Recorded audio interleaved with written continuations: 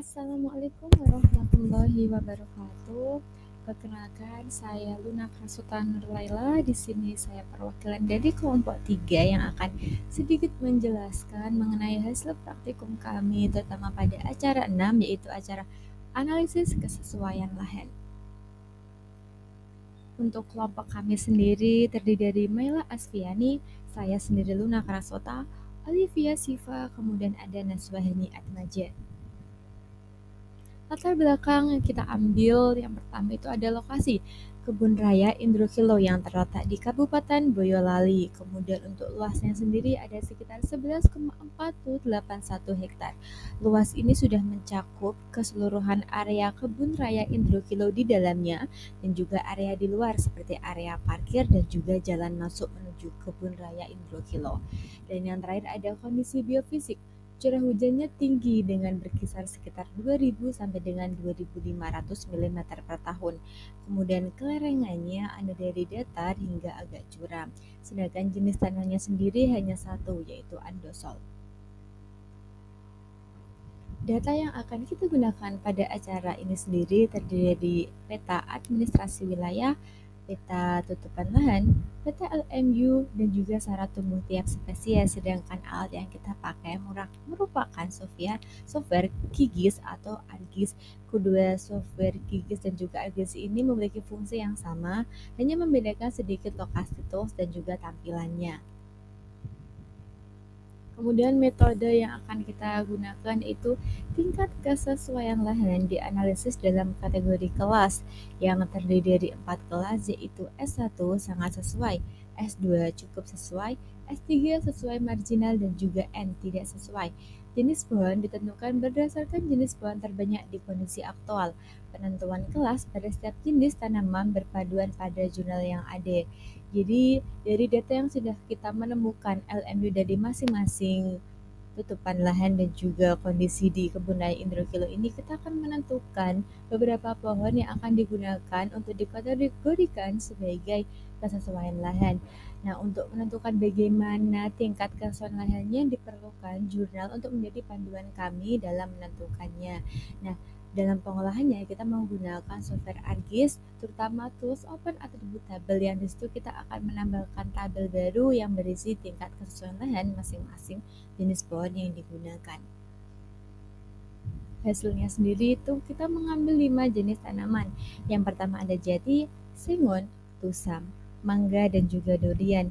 Mengapa mengambil kelima jenis tumbuhan ini? Karena 5 jenis tumbuhan ini diperkirakan merupakan jenis yang banyak ditemukan di lokasi, dan yang paling banyak ditemukan itu adalah jati dan juga sengon.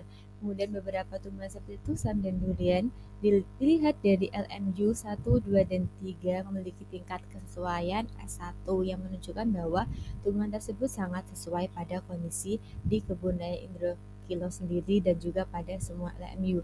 Sedangkan mangga ditemukan pada LMU 3 memiliki tingkat kesesuaian N atau tidak sesuai. Untuk hasil petanya ada 5. Kami membeda-bedakan peta tergantung dengan jenis tanaman yang ada. Yang pertama ada peta kesesuaian lahan pohon sengon, kemudian ada peta kesesuaian lahan pohon mangga, kemudian selanjutnya ada peta kesesuaian lahan pohon tusam, peta kesesuaian lahan pohon jati, peta kesesuaian lahan pohon durian. Nah, dari kelima gambar ini dapat terlihat bahwa penyebaran warna atau tingkat kesesuaiannya berbeda-beda, terutama pada ketiga LMU-nya. Nah, ini merupakan contoh acuan jurnal yang digunakan. Pada jurnal ini hanya menampilkan satu parameter, yaitu pohon jati, namun pada sebenarnya kami menggunakan 5 parameter yang berbeda-beda untuk tiap pohonnya. Nah, pada kesesuaian ini kita lebih menekankan pada curah hujan yang ada dan juga kelerengan serta tingkat bahaya erosi, karena data tersebut merupakan data yang sebelumnya kita olah pada acara-acara sebelumnya. Dan di sini terlihat seperti pada S1 pohon jati memiliki tingkat curah hujan antara 1500 sampai dengan 2000. Sedangkan pada Data yang kita pakai, curah hujan pada kebun raya Indorkilo sendiri berkisar antara 2000 sampai dengan 2500. Jadi pada kebun raya Indorkilo sendiri, beberapa lokasi pohon jati kemungkinan besar akan masuk ke dalam S2 atau mungkin S3. Namun dengan beberapa kondisi tertentu bisa saja pohon jati akan masuk ke dalam tingkat kesulitan lahan S1. Kemudian ada analisis data. Data keseluruhan lahan tanaman berdasarkan LMU atau Land Mapping Unit menunjukkan variasi dalam tingkat kesesuaian untuk berbagai jenis pohon. Pohon jati memiliki tingkat kesesuaian S1 di LMU 1, namun di LMU 2 dan 3 hanya sesuai dengan S2 atau sedang. Nah, pada pohon sengon memiliki kesesuaian tinggi di LMU 1, sesuai sedang di LMU 2, dan sesuai marginal S3 di LMU 3. Jadi ini berurutan dari LMU 1 dan 2 dan juga 3. Hal ini dapat diperkirakan karena tingkat kelarangannya yang berbeda yang menyebabkan tingkat biaya erosinya juga berbeda dan menyebabkan kesesuaian lahannya akan berbeda dari S1 sampai dengan S3. Kemudian pada pohon tusam konsisten dengan kesesuaian tinggi semua di LMU 1 sampai dengan 3 dengan tingkat kesesuaian lahan yaitu S1 atau sangat sesuai. Pada pohon mangga sesuai tingkat tinggi di LMU 1 namun sesuai marginal di LMU 2 dan tidak sesuai di LMU 3. Berarti menunjukkan pada LMU 3 itu kelarangan yang cukup curam atau agak curam, mangga ini tidak bisa tumbuh dengan baik atau tidak sesuai. Durian juga menunjukkan kesesuaian tinggi di semua LMU atau S1. Data ini menunjukkan bahwa pohon tusam dan durian memiliki adaptasi yang baik di berbagai jenis lahan, sementara pohon mangga lebih selektif dengan kesesuaian terbaik hanya di LMU 1. Kemudian ada analisis lagi yaitu berdasarkan analisis kesesuaian lahan di kebun raya Indorkilo disarankan untuk menanam jati, Tectona atau Tectona grandis, kemudian singo, Paraceanthus falcataria, tusam, Pinus mercusi, mangga, Mangifera indica dan durian atau Diogenetus di LMU 1 karena kesesuaian tinggi atau S1. Jadi pada tabel sebelumnya diterangkan bahwa kelima jenis tumbuhan ini pada LMU 1 menunjukkan tingkat kesesuaian tinggi yang sama yaitu S1 semua. Kemudian di LMU 2, tusam dan durian tetap disarankan karena kesesuaian tinggi. Sementara jati dan sengon masih dapat ditanam dengan kesesuaian sedang. Jadi masih mungkin ditanam pada lokasi karena masih bisa diperkirakan sesuai atau bisa tumbuh dengan baik. Kemudian penanaman mangga sebaiknya dibatasi hanya karena sesuai marginal S3 terutama pada LMU 2. Untuk LMU 3 sendiri, tusam dan durian tetap menjadi pilihan terbaik dengan kesesuaian tinggi yaitu S1 karena pada tabel tertera bahwa tusam dan durian pada LMU 1 sampai dengan LMU 3 itu memiliki tingkat kesesuaian yang tinggi. Sedangkan jati dan sengon masih layak dengan kesesuaian sedang dan marginal S3 pada masing-masing. Mangga sebaiknya tidak ditanam di LMU 3 karena tidak sesuai dengan kondisi aktualnya atau tidak sesuai jika ditanam kemungkinan besar mangga akan tumbuh dengan sangat tidak baik. Rekomendasi ini memastikan penggunaan lahan yang optimal dan mendukung keberlanjutan serta keanekaragaman hayati di kebun raya itu sendiri. Dan mungkin kita bisa balik lagi ke tabelnya. Nah, pada tabel ini di LMU 2 dan 3, tusam dan durian menunjukkan tingkat kesesuaian lahannya sangat sesuai atau S1. Sedangkan pada kondisi aktualnya tidak ditemukan tusam dan juga durian pada kedua LMU ini.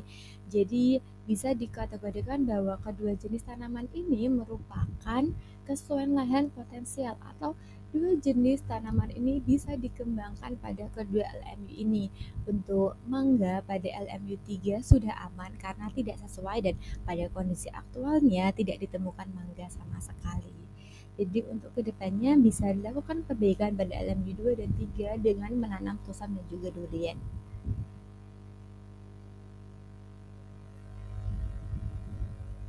Untuk kesimpulannya, berdasarkan analisis kesesuaian lahan di kebun raya Indorkilo, direkomendasikan untuk menanam pohon jati, sengon, tusam, mangga, dan durian di LMU 1 karena tingkat kesesuaian yang tinggi atau S1.